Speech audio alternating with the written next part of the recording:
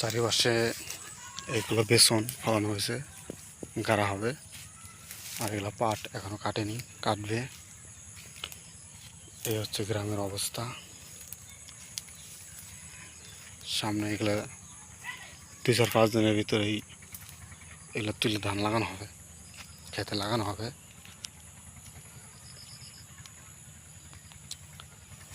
এগুলো জমি খালি হয়েছে পাট কাটার পরে।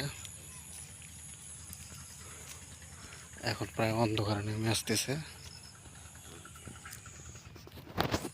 অবস্থা।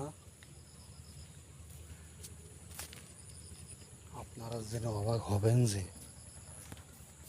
আমরা অতি গর্বের সাথে বলতে পারি আমাদের এলাকাটি অনেক সুন্দর, এবং পানি আসলে মাছ মারার হইচই, চারিপাশে সুন্দর পরিবেশ ফুটে ওঠে।